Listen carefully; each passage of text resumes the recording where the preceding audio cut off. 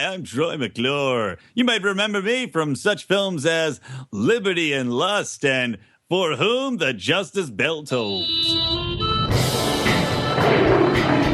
Welcome to the Lions of Liberty podcast. Here is your host, your guide, your shining beacon of liberty, Marc Clair.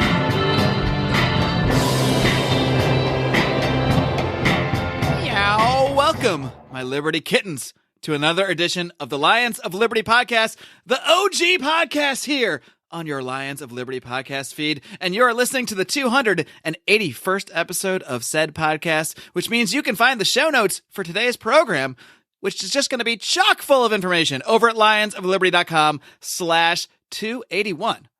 And after a couple weeks of solid interviews, I have reconvened my Lions of Liberty co-founders for a little thing we like to call Libertarians in Living Rooms Drinking Liquor. How very, very exciting. And I'll start by bringing in the host of your weekly dose of comedy, culture, and liberty every single Wednesday. I am referring, of course, to Electric Libertyland and your host with the most, Mr. Brian McWilliams. What's up? Yeah, baby, got the boogie fever.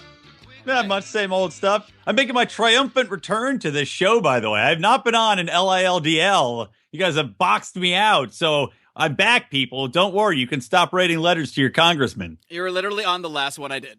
It's just been a while. That's not true. It is true. Our New Year's edition, our New Year's show. It was the last time we did this format.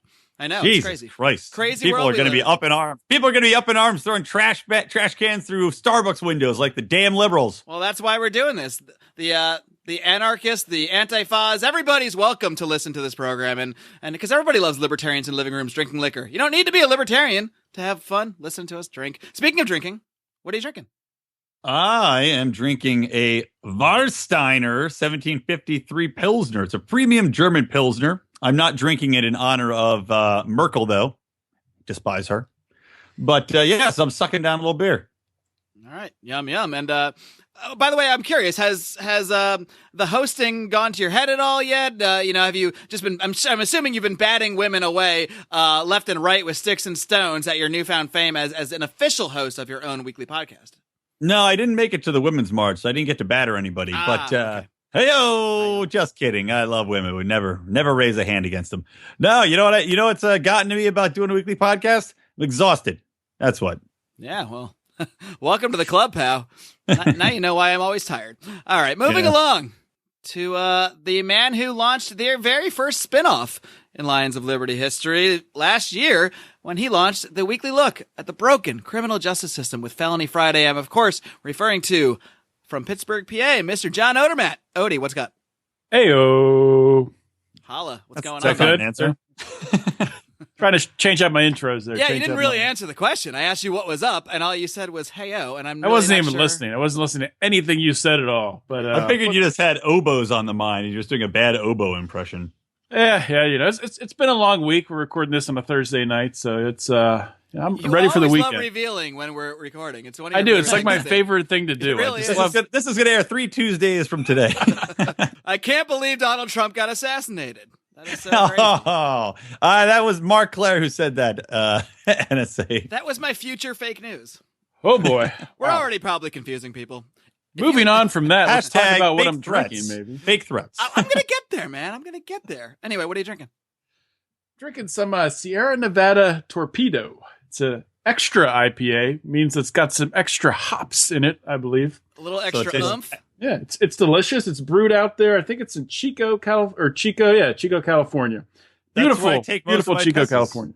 Yeah. All right. Well, you beer drinkers are going to have to keep me in line because I'm having a dark and stormy, and it's large, and it's my second one. So, and if you're a member of our private Facebook group, you might already know this. You might already know that I'm recording LILDL, Libertarians in Living Rooms Drinking Liquor, on a Thursday night because I posted a picture of myself drinking my drink, drinking my dark and stormy at my computer, ready to record.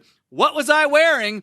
I was wearing one of the very first Lions of Liberty t-shirts ever printed. That's right. Because this week, some of you who listen to this feed already, who subscribe on iTunes, on Stitcher, all the wonderful places to subscribe to podcasts, we are there. You may already know that just last week we launched our official merchandise line, and I gotta tell you, I'm not gonna lie. I've ordered a lot of t-shirts online in my life. I would not tell you this if it were not true. These are quality t-shirts, guys. These are quality. Wow, I'm just looking at the picture now. I didn't even notice you posted it. It looks wonderful. Doesn't it? Brian doesn't have his yet. He's been a little slow. Did you shipment. spill something on your shirt already, or is that a shadow from your hand? You know what? Either one is entirely Both. possible. Didn't even clarify for our audience in case they look later. Yeah, but yeah, we've got 3 different designs. We've got the one I was wearing in that photograph, the Lions of Liberty beer logo t-shirt. I don't want to reveal what brand of beer we're parodying because A, they should sponsor us and give us money if they want to be mentioned, and B, I don't know. I just want to avoid any legal troubles. I'm pretty sure we're doing things that are totally legal, but I'm not an expert on this stuff. We just spit stuff up there and hope for the best. So yeah, I'm not going to mention who they are, but it should be pretty obvious when you see it if you're a beer drinker. So that's a great one. I love this shirt. Fits great. We've also got the Ready to Roar t-shirt, and we've got a little, not actual Mr. Spock, because he's probably trademarked, but a Mr. Spock-esque character on the Live Long, Live Free t-shirt. 3 great designs to start things off, and all the proceeds from the Lions of Liberty shop, which you can find at lionsofliberty.store or over at lionsofliberty.com. We'll also link to it from there. Any proceeds go to expanding this program and paying for all this audio that gets to you, because believe it or not, this stuff does cost money. It's all been coming out of our pockets for the last over 3 years. Editing, equipment, hosting, these things cost money. So we're going to start to try to have you guys help us fund this stuff a little bit. And what do you guys think of the t-shirts that we just launched? I mean, I'm loving them. Odie? Go ahead, Odie. I just finally found the picture of you. I had to search through the interwebs. I tracked it down. The shirt looks nice. Looks real good. Looks like quality. We launched these so recently that I'm the only one that even has them yet, because I guess I was the quickest to order them. Or mine are in production as we speak. They're printing them out. I should have them early next week. So looking forward to that. They do come pretty quickly. Of course, it helps. I think they're actually are printed in LA, which is where I am. So that's probably why I got mine first. Yeah, good to know. We should go inspect the factory. Go take a walking tour. You know what? You definitely could. Yeah.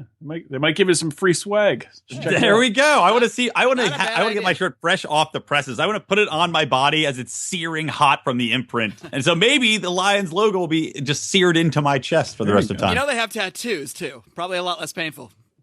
Well, I don't know. Tattoos take a while. I mean, you're one sear and done with the imprint. That's true. It's like being branded like a cattle. I guess if time is your issue, then that might be the way to go. Time is my issue. I have to record a podcast every week. Very true. Very true. Maybe we can do a live podcast from the place where the shirts are printed. Huh? That would be noisy, but I would be all for it, especially if we get our. We're also. I don't know what we're going to have some other stuff rolling out too. So hopefully we can use our next addition to the store and we can do another LALDL with it. Well, speaking of that, why don't you tell us? Because by the time this all gets going, it should all be up by the time this airs. We're also going to have some koozies. Yeah, some beer koozies you can drink along with us. So when you're listening to LALDL, hopefully not in your car drinking, but or if you want, go ahead. But you can have your koozie, keep your beer nice and cool, huh? Sounds good. Maybe a soda. Put it on your coffee mug. Maybe you just like water and you want to keep it cold. Whatever. Yeah, anything you want to keep cold, you could literally use these koozies for. But wait, there's more. They have a logo on them. That's it. That's my pitch.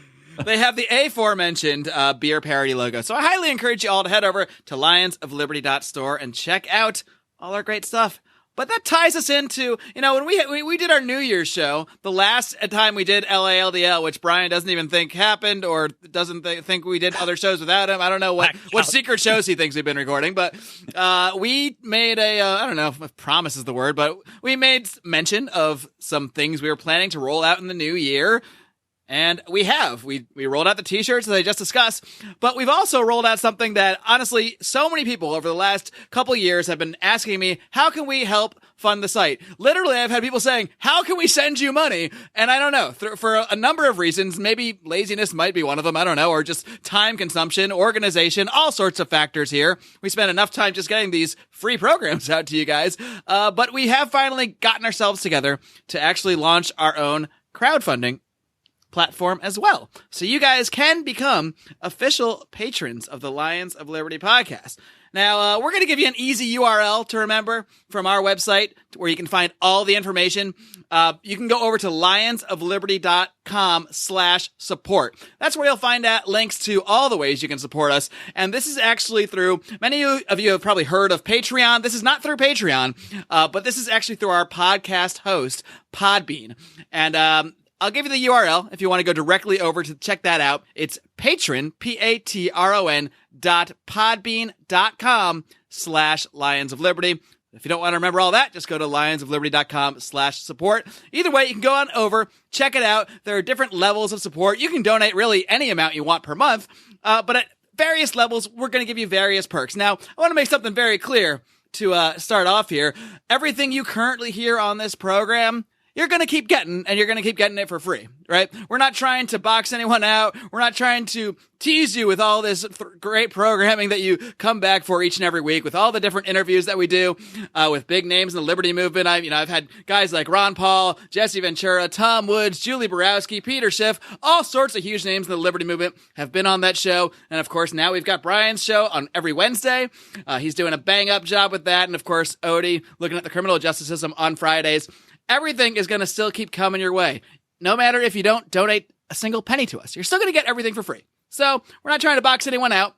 But what we are trying to do is give you guys a way to become a part of this program to help us grow, because we've really spent some time establishing a really good group of fans who have really got the show through a number of ways. We did some minimal advertising. I know some of you might have come here from Jason Stapleton, from Tom Woods, but for the most part, the growth of the show has been organic, been word of mouth.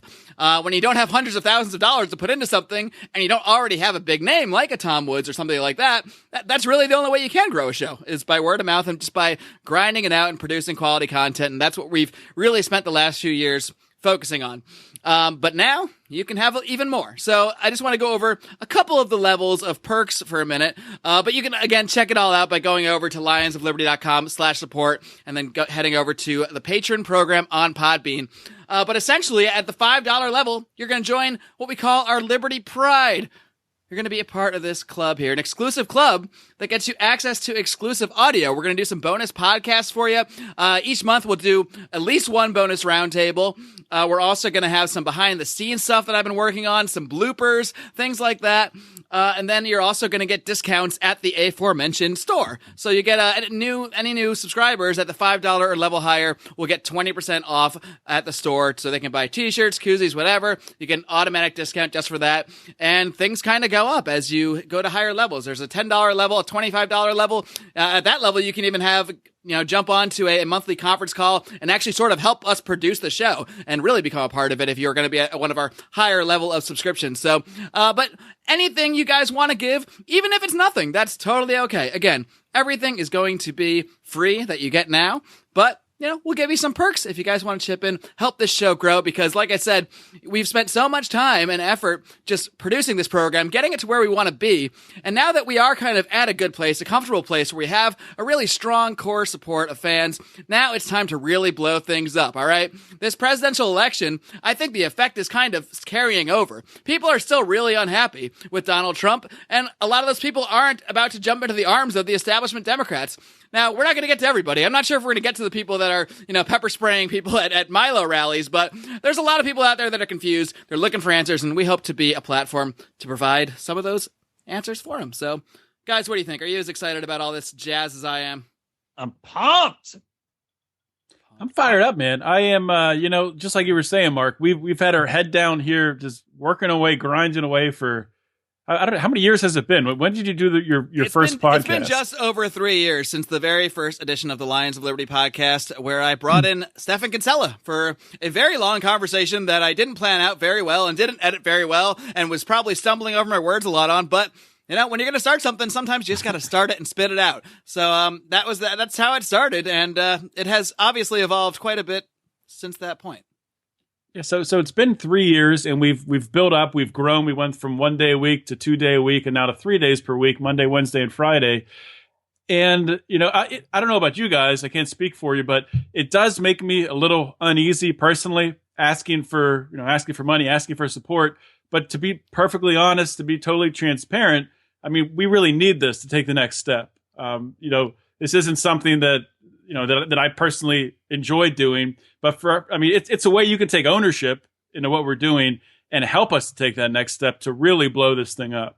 Yeah. Well, I made a bold prediction. I remember our New Year's show now. It's coming back to me. I already hate you for this prediction, but go on. I know. Well, but I think that we'd be maybe not every day a week, but we'd be at least 4 days a week. So for that to happen, we need more support for no other reason than, you know what? We're already we're like running ourselves ragged. So to expand further, we need it. Plus also, you know what? You forgot to mention the biggest perk. If somebody donates $1,000 to the program flat out, we reveal Rico's identity to you, but you can't tell anybody else. That is not something we discussed before air, but I'm going to approve it on air. I think that's a great idea.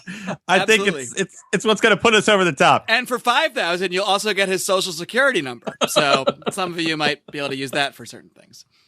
And for $10,000, we're not going to run any of this by Rico ahead of time either. Until he listens to this. He'll hear this when everybody else does. That's how. We'll know if he listens to the podcast often enough when he emails us in all caps later. I can't wait to find out his identity. I might donate the money. I've been wondering who this guy is myself for years. well, I'll let you know next time he sleeps over my house. I'll crack the door and you can sneak in at night and just stare at him creepily while he's asleep. Is that a hint that he sleeps at Brian's house sometimes? He does. That's the only reason I put him on the show. Brian says it every time he's on the show. There goes your son. He puts him to bed every night with a little kiss. Speaking of Rico, so he was on, as Odie mentioned, from sleeping on my couch. He was on the show to do a quick addendum and discuss the new Supreme Court. I can't say Supreme Court these days. Supreme Court nominee. Supreme Court. And I love the show, too. God, I love the show, Supreme Court. So anyway. Is that a show? Thinking of Night Court? No, Night Court. Night Court. Night Court was phenomenal. You were thinking of Night Court. Night Court is phenomenal. Love that show, man. Night Court's so good with Harry. I saw Harry live, man. I've been watching Cheers on Netflix, and Harry's on Cheers all the time. It's great. Anyway, so Neil Gorsuch, though, is I'm probably saying that wrong again. I've not bothered to look up the pronunciation since the last show. So the Supreme Court nomination, though, we were discussing him. So real quick, I want to see, what do you guys think about him? Have you reading up since he got the nomination? And do you think he's going to get through the vetting process from the Dems, or are they going to have to crush the opposition and remove the ability to filibuster Supreme Court nominees? Most of my knowledge is from listening to you and Rico's quick chat about him and reading, kind of glancing over some other articles at Reason and that kind of thing. And, this is not a very extremely informed opinion, but on the surface, especially when you compare it to, the kind of person that Hillary Clinton might have nominated, fantastic. I mean, he seems like in many ways sort of a constitutional originalist, and you got to wonder if Trump's 2 meetings with Andrew Napolitano had an effect. Now, he's not perfect. He made some statements about, I think he's against the idea of assisted suicide and some stuff like that, which, I don't see how that's the role of the federal government. But considering, what we could have gotten, especially with Donald Trump, he's a wild card in many ways, and what we definitely would have gotten with someone like Hillary in office. From a libertarian perspective, I really can't. I have very few complaints about this, and I do think he'll get through fairly easily. Yeah, and he's not as far right as some of the other choices that Trump could have picked. I don't know any of the names, but there were some very anti-abortion judges that were floated. Their names were floated, which I'm sure he floated on purpose to show that he chose a more reasonable choice. And this guy, he's already been approved once. He's been approved for his position now that he's in, his judgeship now. He was approved by Barack Obama, Hillary Clinton, Joe Biden, and a bunch of people that are still in the Senate right now. So they've already approved him one time. So to go back on that is very hypocritical. Not to say that people won't. I'm sure they will. So another interesting part about this is that Gorsuch, or however you say his name, he clerked for Supreme Court Justice Kennedy, who is... I like that what this shows that we can't pronounce his name. It's not because we're dumb. It's because there's a couple ways you could see it being pronounced, but it's because we don't watch TV. I just read about it. I've never watched a Fox News story about this guy because I don't watch cable, and neither do you guys. It's great. Yeah, I just want to make that point. Funny. They're not having problems because we're stupid. We're having problems because we're too smart from pulling ourselves away from the matrix. Exactly. We don't want that garbage in our minds, so we just read. We just stare at Facebook. We only want garbage in our bodies, like pure, delicious alcohol. There you go. Exactly. So I guess, long story short, it's a good thing, and it could kind of ease him getting approved, getting the necessary votes, and also if Justice Kennedy sees that Donald Trump is going to appoint someone like that, someone that there's some trust there, maybe there could be a maybe a retirement, a stepping away, which could open up another Supreme Court position. Yeah, most definitely. Well, I like to think of, hey, look, not to throw out a conspiracy theory here, but I like to think that maybe Donald Trump's putting out old Neil Gorsuch because he's so close to Kennedy. So if Kennedy hangs on a little too long, he'd be like, Neil, you know what to do. And Neil's just going to give him a little nudge off of a high chair or something like that. Make sure he falls and can't get back up. You know what I mean? Oh, heavens, Kennedy's fallen. Whatever will we do? I'm just throwing it out there. It's a, Donald Trump plays the long game, man. This is true. Does he? He plays the long game? Yeah, I guess he does. He does. He totally plays the long game. So, no, yeah, I agree, though. As the show. Longer game than anybody else. By the way, I loved your analogy. I think it was on Electric Libertyland. Yeah, it was, where you talked about, you compared Donald Trump jumping in a pool and doing a cannonball to that's his first offer. It's a huge cannonball, and then he just backtracks. All right, I want to do a full cannonball next time. Yeah, it's true. It's like, Donald, that's too big of a splash. He gets everyone soaked, and we're like, Donald, what the? And they say, okay, fine. And then eventually he gets just like some kind of like weird, some like dive. It's not too bad. Yeah. Like, all right, but I got slashed a little from that one. It's fine. Yeah.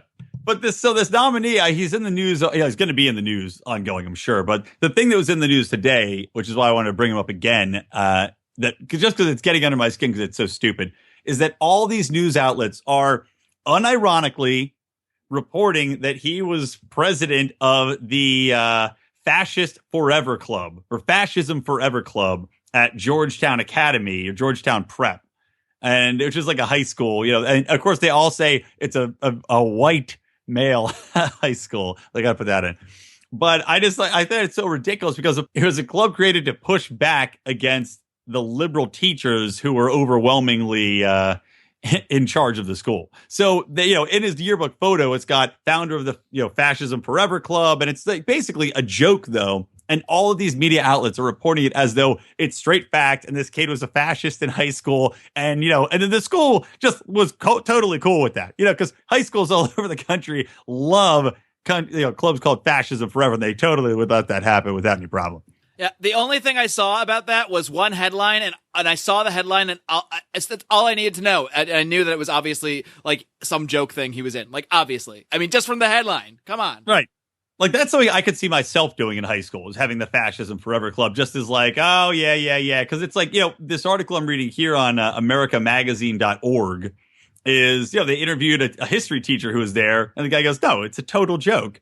There was no club at a Jesuit school about young fascists, and they'd create fictitious clubs. They also used a quote from Henry Kissinger, which I will now read. And it was basically, are you going to do a Kissinger voice? Oh God, I think I have to, don't I? So here's the Kissinger quote. The illegal we do immediately. The unconstitutional takes a little longer. There you go. Your Kissinger sounds like who's the fake Arnold Schwarzenegger from The Simpsons? Oh, yeah. My eyes, the goggles, they do nothing. Yeah, that guy. What is his name? Damn it. My addled brain is not working. God, all I can think of is Troy McClure. Now I can't get Troy McClure out of my head. That's all right. So one of our listeners will tell us in the Lions of Liberty Forum, which they'll find by searching Lions of Liberty Forum on Facebook if you're not already a member. So if you know the answer to this question, who is the fake Arnold Schwarzenegger on The Simpsons, which we could probably find in 2 seconds on Google. Wait, McBain! McBain! All right, well, forget it. Just join the forum anyway, you fools. But just while Troy McClure's in my mind, hi, I'm Troy McClure. You might remember me from such films as Liberty and Lust and For Whom the Justice Bell Tolls. All right, well, this seems like a good time to transition to a quick commercial break. And when we come back, I think we're going to answer some letters of liberty. Yeah, that's right. We'll be right back after a word from today's sponsor. I know there are a lot of podcasts out there. There's a lot of competition for your ears, and it's hard to find time to listen to everything. But there's one show that I make sure to carve out the time to listen to every single day, and that's the Jason Stapleton program. Jason has been a guest on this show before, and he really does a fantastic job with his show, where he breaks down current events from a libertarian perspective 5 days per week. That's right, 5 days per week. I don't know how he does it, but it's not just a podcast. It's also a live daily studio show, which broadcasts over at jasonstapleton.com.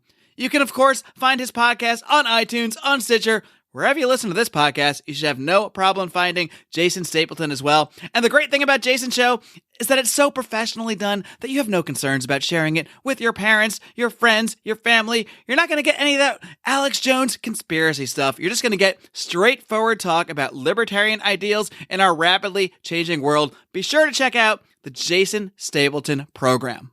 All right, and we are back.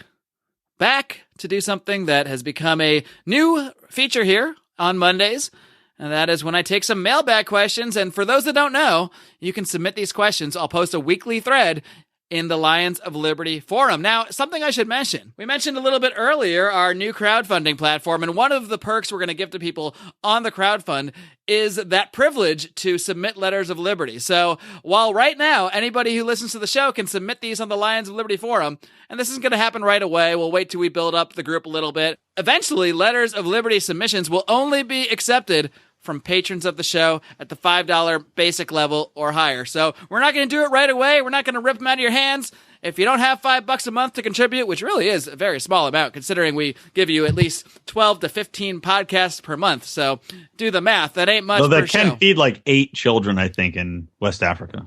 Well, but we will eventually feed even more children and through our promotion of free markets. So that's true. Boom. That's very true. Good you can sleep easily at night.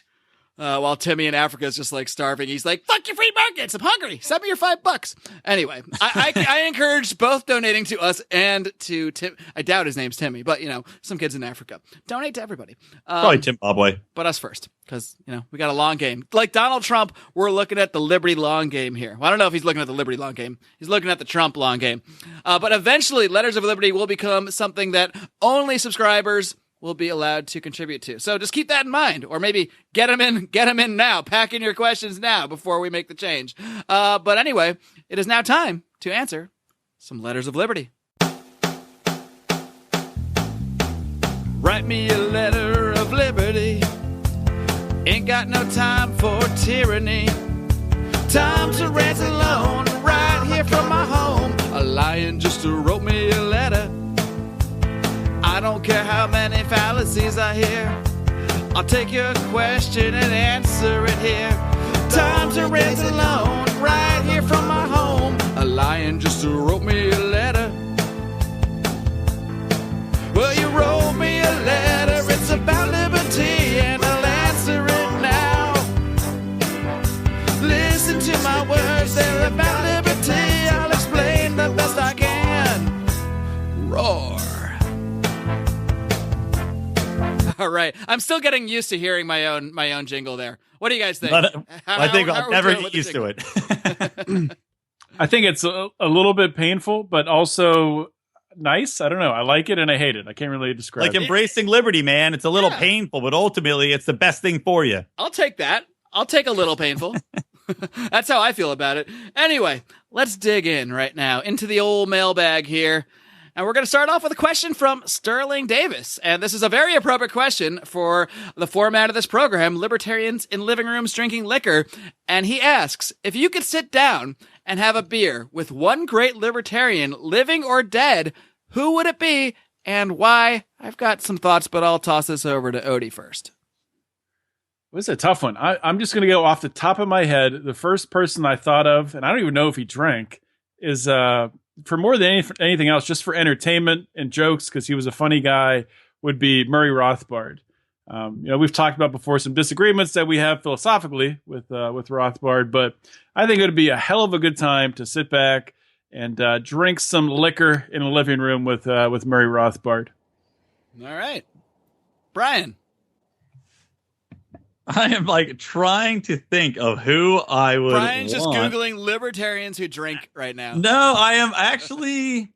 God, I just can't think. You know what? Actually, I'm going to go... I was trying to think if I went between two. I think I'm going to go with the late, great Mark Allen Feldman. Ooh, old MAF. Excellent. Yeah, man. Mark, because you know what? I didn't never get a chance to meet him, and I'm very sad about that. Because I heard him on the podcast. He was active in the forum. He seemed like a really funny guy. He had that amazing rap. I just have to think the guy'd be a great time. Although maybe because he's a doctor, he'd be like, you shouldn't drink so much. And I'd be like, shut up, Mark. Math. Shut up, math, and then we'd have a good old time. Well, it's not really fair for me because I'm not. You guys are answering these on the fly, and I've already seen these questions, so I've already had the time to develop some thoughts. So Murray Rothbard was my first thought. Although I had an idea that one of you guys might take him, but more because he's very entertaining, and I don't agree with everything Murray Rothbard has ever said. But one thing I really like of Murray Rothbard is if you ever look up his movie reviews, which has nothing to do with libertarianism at all. Some of them do. Some of them are tied in. He actually writes really funny, witty movie reviews, and he does just seem like a funny guy. Other people claim that Murray Rothbard was kind of an asshole, and I would just want to drink with him for that reason, just to find out. Do people call him an asshole because he's just funny and makes jokes like some of my friends do, like some of the people on this call do, or is he an actual asshole? And it would just be fun. And I think the more we drank together, the more we would get to the bottom of that. I think anyone that has influenced that many people and was that outspoken, you're going to be considered an asshole by a few people. I think so. Yeah, without a doubt. Well, I think people overarchingly consider libertarians assholes as a whole. Am I wrong? I think that still is pretty predominant in the among the non-libertarian crowd. I know I consider you an asshole, but I think there's a public perception of, I guess, arrogance, and it's not necessarily always unearned by a lot of the conversations I've seen online. But this is not my actual answer, because it's already taken. But actually, the more I think about it, it seems almost too obvious, and it seems like we have already. But when we're talking libertarians living or dead, who do I want to most drink with? I want to drink with Johnny Adams. We've never drinking. I've never had a beer with him in person. We've had many, many hours of podcasts where we've been drinking together. So it feels like we are friends who've drinking together, and we are friends, but I can't wait. And I know this is something that we're definitely looking to make happen. That's actually something else we're trying to do with our crowdfund. I should mention one of our goals. Now, our immediate goal is to just pay for what we're doing, the editing, the equipment, the hosting. But once we get past that, we then want to spend money on advertising. But even beyond that, a future goal we have is to attend some of these bigger libertarian events around the country, whether it's Freedom Fest or libertarian conventions, and produce audio content from those events. So your crowdfund will also help us fund that kind of thing as well. But I can't wait to someday make that a reality and get together with Johnny Adams and the whole Launchpad crew. You know what? I'm hoping soon, and this is, don't hold your breath because I'm still trying to figure out the logistics of it, but as I talked about this before, I want to produce a Liberty comedy / rock and roll show where people can come to Los Angeles and, try to enlist Dave Smith in. Ryan Stout is already on board. Johnny Adams is already on board. So, if we can figure that out logistically, find a theater that works, engage, who can we pack this place in? Do we have enough people? Come be our headliner. There you go. And exactly right. Get Dave Smith. Maybe Dave can get Joe Rogan to come too. And then bring Joe Rogan. Yeah. and have Joe bring Alex Jones. This is going to be great. It's all realistic, and I want to do it. There's enough libertarian comics who are really dynamite that we could do the show, and Johnny Rocket could play either, open up the show, play in between the comics. It would just be a fantastic time. Odie can come play too much oboe. Reality for me to drink with Johnny to pick him as my pick. Odie's going to play his oboe. Yes, his Odie bow. But also, wait a minute. Honorable mention, by the way, if John McAfee still drank, he would have been my first pick. Yeah, supposedly he's given up the sauce, but you know how that goes. Yeah. Well, right. I'll just shoot guns with him or something. All right, shifting topics a little bit, because I guess drinking is a health issue of sorts. But this is actually came by email. I want to remind you guys, if you don't like Facebook or you don't like Twitter, you can also submit letters of liberty via email by sending them to Marc, M-A-R-C, no K, M-A-R-C at lionsoliberty.com. And another Mark submitted a question, Mark DeSantis. And he says, I had a discussion on whether a free market approach to healthcare was viable with some people on Facebook. So my question is, could a free market approach to the pharmaceutical industry work? Or is the single buyer approach the only way to drive costs down? I imagine this is the kind of claim that he's hearing from his friends. He adds, the reasons given to me about why a free market approach would not work is that, quote, if the patents are lifted, then generic drugs would hit the market, cutting into the profit margin for pharmaceutical companies, and then those pharmaceutical companies would have no incentives to spend billions on researching new drugs. Now, I'll give you guys some thoughts in a second, but the first thing that strikes me is we're talking about how pharmaceutical companies, already spend billions on researching new drugs. But what's lost in that is that, first off, it probably shouldn't cost billions, because a lot of those billions would be maybe millions if it wasn't with all the goddamn paperwork from the FDA and all the hoops that they have to jump through. Now, I had an interview with Mary Ruwart some time back. She used to work in the pharmaceutical industry. I will link to my interview with Mary Ruwart in the show notes for today's program at lionsofliberty.com/281. But yeah, basically, I mean, to start off, I think it could cost a lot less if you removed all the onerous regulations than the hoops that the FDA makes people jump through. And, you know, just to tie this in to our crowdfunding, because I want to tie everything into that today and drive it into your brains. Fund us, fund us. But, you know, why can't, if we removed a lot of regulations when it comes to investing in businesses in general, why you could crowdfund pharmaceuticals. You don't necessarily need to have companies that have billions on hand. Like, who doesn't want to be a part of curing cancer? Who doesn't want to be a part of curing all these diseases out there? And we have this through charities. There are many charitable organizations, but I mean, maybe you could directly, instead of funding charities that then go and try to, you know, find cures with cancer or help families, maybe you could directly fund certain pharmaceutical companies, and maybe you could even get some kind of kickback if they actually found some kind of cure or something like that. It's just an idea off the top of my head. Point being, when you take away the FDA and a lot of other government regulations, I think just the beginning, the basis of this conversation changes already, because it would be so much easier to get a lot of these drugs to the market. Well, exactly right. And also, I mean, you talk about from the buyer perspective, keeping prices down. There's nothing that says you can't band together as groups, just like, you know, maybe health insurance groups would gather together to bargain for prices on pharmaceuticals, just like they do now. I mean, your different insurance programs have different prices for pharmaceuticals. There's a reason for that. It's because of the way they're bargaining.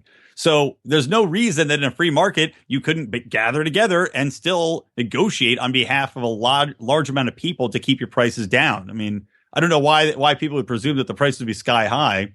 And also in regards to generics, look, every other industry on the goddamn planet has, you know, they have products that come out. Okay, you can then reverse engineer that product and you make your own version of it. The key is still first to market. And then just like any other product, when it first comes out, it's going to cost more. And then those costs are going to drop as generic comes out and competition comes out for the product. I mean, I don't know why it would be any different for the pharmaceuticals. And as far as worrying about the R&D costs, Mark, you hit the nail on the head. If you don't have to go through years and years of trials and this and that and jump through regulatory hoops, then yeah, the prices are going to dramatically drop. And then you combine that with maybe, again, if the FDA is not there, people can voluntarily test drugs on their bodies. Do you know how many billions of dollars a year that would save just having people voluntarily test drugs so you don't have to go through 17 different, mouse trials and monkey trials and over and over and over? You're still going to do them, but not to the extent where you're wasting years and years and years of time like you are now. You know, this reminds me of, this question reminds me of people freaking out when Napster first came around and people were able to just download music, and then all the music artists band together and sign petitions to put Napster out of business, said, oh, it's going to ruin the industry. It's going to completely destroy it. No artist will be able to make a living. Well, guess what? Plenty of artists are making a living now. The market has entirely changed, and it's much better now. You can access music much more easily. It's a lot easier for independent artists to get exposure, to make money, to grow their own brand, to find success. You would find the same thing in the healthcare market, in the pharmaceutical market. There's nothing that says that we have to have enormous, gigantic pharmaceutical companies that control, just 5 or 6 of these companies control all the drugs. I think it would be entirely different. You would have thousands of them, and the wealth would be spread out. Just like what you have with Uber today, you have Uber that has disrupted the taxi market. And instead of just people who have these coveted taxi medallions in certain cities, it's spread out and more people can make money. That's what's so great about the free market that socialists and communists and people on the left miss. It spreads out the wealth. It gives people more opportunity. The problem is a lot of leftists look at something like this, and when they see opportunity, they see work. They don't see it as somewhere where they can actually make money and add value to society. Yeah. Hey, by the way, let me weigh in because I had a client that basically he was a consultant and did advertising for pharmaceutical industry. What he would do is these consulting gigs for pharmaceutical. And he told me the thing that drove him insane was seeing these things. They're called priority vouchers. And basically they give these priority vouchers through it's approved by Congress, and it provides they're called like orphan diseases. And what these are is they're diseases that are very specific. So let's say 10,000 people would have this orphan disease. So it takes a very specific drug that they can't market to a wide amount of people, and thus they can't make a ton of money off it. So what the FDA does is they will provide them with a shortcut with these priority waivers so that they can basically leapfrog the line for approval. And they can leapfrog a lot of all of those costs that are involved with getting a drug approved. So it can be done. They just don't want to do it. And what's crazy is that what happens with this whole priority waiver thing is that there's a provision where these small drug companies, which is who gets these priority waivers, they're typically like $10 million companies. They then can sell the priority waivers to big companies to use on whatever drugs they want. So you might get a drug for some crazy kind of hemophilia, and then you go, oh, you know what? Our product's not viable. And you can sell it for like $200 million to Merck. Interesting. I had never heard about that. And yeah, it's insane. It's insanity, and it'll make you furious when you read it. And Odie, your Napster analogy kind of got me thinking there because, you know, when I was in college and I found out you could download music for free, I thought it was the greatest thing ever. And I'm not going to act like I never used things like that. But, you know, that stuff I can still, I could still download music illegally if I wanted to. But you know what? iTunes and everything has made it so easy. And it's very affordable for me to, if there's an album that comes out, it's so easy for me to go buy from iTunes, and I know it's the right album. I know it's high quality. I know it's not some shitty, recording. I know it's not the wrong file. Half the time you're downloading these free sites, you get the wrong file. I know it's going to be organized. It's going to be in my iTunes, and it's going to be right there. And I think the same thing could happen with drugs. You know, whoever comes out with this cure for whatever, a cure for colon cancer, let's say, I mean, they are the brand name now. They are the name. They're the Xerox. You know, you're going to reference cancer drugs. You're going to mention Bayer or whatever company it is, and Joe's Cancer Company. Man, I don't know. I'm not saying it's going to be one of these establishment pharmaceutical companies. But point being, that name brand. You know, maybe you can go finding some generics. I don't know. If you got cancer, I might just go with the name brand guy. And because we're talking about a real free market situation, they're going to have to lower those prices to a point where maybe they can still charge more than the generics, but they're going to have to be affordable. And when we're not talking about, again, recouping necessarily the same amount of billions in investment, then I think it's going to make things a lot easier. And at the end of the day, it's not the role of government to make sure that companies, get the amount of money and profit that they want. That's not what the role of government should be. So whoever's smart enough to come up with a cure for cancer or the cure for whatever, they should also be smart enough to figure out the best ways for them to monetize that. And we should not need to create an entire patent system which punishes anyone else that might discover something, even if they're just taking the original drug and building on it. We're preventing other people from fighting other diseases or even the same diseases in a better way by having this onerous patent system. It's got to end, and I think we'll have a much better world when it does. That was a great question, and I think it's important that it's difficult to answer a question like that in a forum like Facebook or on Twitter because it's hard to really describe yourself and describe how much things would change and how much better the options would be and how much more affordable it would be. It's hard to model that. But it is helpful to have like examples like comparing Napster or something like that. But it's difficult. I understand where the guy who submitted this is coming from. It's hard to convince a bunch of people who already have a held opinion of this being possible. But it's something we have to do if we want to move liberty forward. Hey, look, I had a almost impossible time trying to convince a bunch of progressives that Big Green was a thing. If you heard the last show, so anytime you're going up against people who have a predetermined point of view, it is I would argue, nigh impossible to change it. Oh, I agree. And here we are, plugging away anyway. Yeah. What is wrong with us? I love smashing my face against the wall, man. Number one hobby. All right, moving along. I've got another question here from Adam Choit, who has actually been on this program once before. And Adam asks, it's a pretty interesting one. If you were hypothetically on a professional sports team that won a championship, would you visit the White House or not on principle? Which recent presidents, including Trump, would you say yes to, and which might you say no to? What do you guys think? Well, I don't think I'll ever get to do that because I'm from Philly. Well, that's why it's hypothetical. I like how it's not because you're not a professional athlete. It's because you're from Philly. Or even if you were a professional athlete, it would be just eliminated anyway because you're from Philly. Exactly. No, I am incredibly athletic. No, I would go to the White House for anybody. I wouldn't care who's there. I would go for every single person I visit them. I'd look them in the eye and I would tell them exactly what I was thinking. I don't see why not. Taxation is theft. I would. That's exactly. What else can you say that sums it up nicely? Taxation is theft. Stop dropping bombs on Americans overseas. There you go. And then, because why not? Part of what I always tell people to do is try to engage with other people. Like, I can't stand one of the things I rail against progressives for is that they will not listen to any other point of view so often. It's like they've done these studies over and over that, conservatives, not that we're quote unquote conservatives, but conservatives are more likely to change their mind when presented facts than progressives are. And when I see people saying, "Oh, I'm just not going to do something," whether they be progressive or conservative, because, based on this moral thing, no, go and meet with them. Just like we always say, if you have a problem with North Korea, sit your ass down with Kim Jong-il and talk to him, or Kim Jong-un and talk to him. You don't just refuse to play. Yeah, I think you hit the nail on the head there, and that's the way I would look at it as well.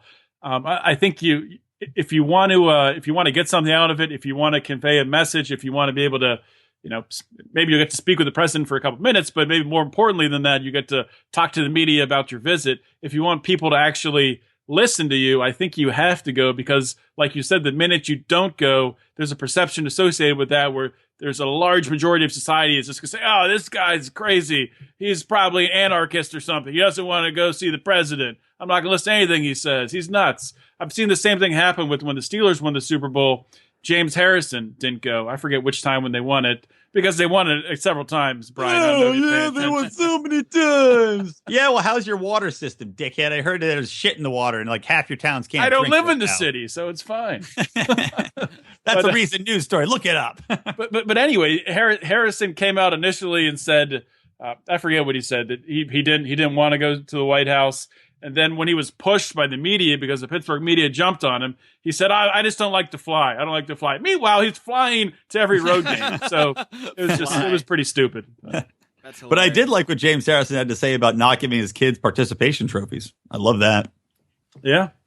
Well, in my analogy, in my hypothetical situation, I'm not going to be a part of a professional sports team. In my situation, I just won the World Wrestling Entertainment Championship, and that's why I'm being invited to the White House. I've never seen this happen, but while we're playing hypotheticals, we might as well, make it, more akin to how I would like it. So Trump is friends with what's his face? Yeah, exactly. McMahon. Linda McMahon is supposed to be the head of the Small Business Association? Yeah. So I think in your lifetime, you might see it happen. Maybe Samoa Joe, WWE champion? Maybe. Well, maybe not that part, but somebody from the WWE. If or when I became WWE champion, I would absolutely accept an invitation to the White House, no matter how bad the president was. I'm not really sure if there's anything a president could do where I would say, I refuse to meet this person, because I would rather use the opportunity to, be in face-to-face with them. I mean, that guy's got to shake your hand. I don't know how much private time they get with the president. Probably not too much. It's probably mostly a photo op. If nothing else, you probably get to shake his hand and you can say something to him. And then you can also make statements to the media. And I could say maybe, "Mr. President, thank you so much for coming here or having me here, but you really need to end the war on drugs. It's an atrocity on mankind." And then I can go to the media and talk about the war on drugs and how I was able to tell the president, why we got to end it. And you can use it as a platform, and maybe you can use it as a platform by not going to. I mean, that's possible. You saw Colin Kaepernick, refusing to do something and getting attention for it. So maybe refusing to go could also get that attention, but. I think I would take the free trip and the dinner. Yeah, but you're white, Mark. So immediately, if you did that, you would be called a white supremacist. And if I kneeled for the national anthem. By the way, if any of our listeners does get the opportunity to shake the president's hand, do me a favor and right before you meet with them, draw an ink on your hand backwards, though. Taxation is theft. You have to spell it backwards so that when you shake his hand, you'll be a little sweaty and it'll leave an ink imprint on his hand. And when you're done, he'll look down. He'll go, "What?" Taxation. All right, this is a long game plan here, guys. Because first you got to get on a professional sports team and win a championship. But once you do that, I think the rest of the plan's pretty easy. It's seamless. I'm only 33. I still got a chance. You guys are a little bit older, so I think I could still pull it off. You're only 33? Yeah. God, a youngin' here. Oh, not even a full-grown lion yet. Terrible. You're still a little cub. All right, we're gonna have one more question. I think it's one that I know a lot of people out there have been thinking about. And David White asks, why the secrecy surrounding Rico? Oh, Now to long time or regular listeners of this program, you'll know that Rico is a regular contributor to the program. He is, in fact, a lawyer in real life. He's someone who's been a friend of ours for as long as we've all known each other, 10, 15 years or so, since our college days. So, yeah, I don't know. What do you guys want to take some stabs at why the secrecy surrounding Rico? well, I think it's just he works in the legal profession and he's worried about it having repercussions on his professional life. We talked before, he's talked about it. He works in disability law, so he is often getting checks from people who are on the government dole or getting checks from the Social Security Administration. So he doesn't want to shit where he's eating, I suppose. Yeah, I guess that's a boring answer, but true. But I do want to, I will tell you this. I do want to, everywhere I travel this year, I'm going to put clues. And then I'll reveal a scavenger hunt at the end of the year, and maybe like the final clue will be like the top of the Washington Monument or something like that. And then Rico is just up there with like a name tag on. It says, "Hi, my name is." Sitting on top, slowly with the Washington Monument slowly sliding into his asshole. By the way, so just sad. like in National Treasure, who loves the National Treasure movies? Nicolas Cage. Rico. I love them too. They're great. They're entertaining. A little Rico fact. Rico always brings the Feldman facts and other sorts of facts, so we're going to bring a Rico fact. He loves the National Treasure films. Here's another Rico fact. Cannot eat hot wings without getting them all over his entire face. Well, come on. That's everybody. I can't do that. On his forehead. It's like on his forehead. It'll be on his earlobe. Like Who something can eat on hot wings without getting it all over the place? Me. I'm doing it. I don't believe you. There's a technique to it. You exactly. use one hand, and Right. it's simple. Yeah. One hand, and you put it in your mouth, and you suck the meat off. I don't know. Another Rico fact, though. I got one here. I did say this on, I think, his first appearance on Felony Friday. Rico, his nickname, comes from the fact that he is, in fact, 1/8 Puerto Rican. So Here's another fun fact. You know who gave him that nickname? Me. I gave it to him at, coincidentally, a 911 chicken restaurant. That's where he got his nickname. That's where the information I came never out. realized that was the day. Should we mention Yeah. this restaurant? Maybe they'll sponsor us. It's closed now, but what do you remember? Well the name then, of it? Cluck You Chicken, right? Cluck You Cluck You Chicken. That's right. It was the super hot wings. That night, another fun fact, that night, several people tried to eat, you'd eat 3 ultra hot, and they're like chemical hot. It's not like even real spice. It's actual like chemical acid. It's not even hot sauce. It's like what turned the Joker into the Joker. Yeah, it's that. So you had to eat 3 of these wings, and some of the foolish people tried it. I tried it. You didn't try it, right, Mark? I have not done that, no. No, So I was like, I no, like to no. live a happy life. So 2 of the people ended up being taken to the hospital later that night because they were shitting fire. Hospital. To the hospital. One of whom was a giant pussy, though. And I think Rico might have tried like 1 or 1.5 wings before he called it quits. But he got a nickname out of it. That's better than a picture on a wall any day. He sure did. And he didn't go to the hospital either. No, not for that. He's just a strong man. And maybe it was because of the seeds of liberty that he didn't even realize were already growing inside him. It made him stronger. Rico also didn't go to the hospital our freshman summer when he tried to jump backwards. He was trying to look cool in front of some girls. So he tried to That jump always back works out well. onto a stone ledge and broke his wrist. And then later at a party, he tried to do a handstand on a second floor apartment balcony railing.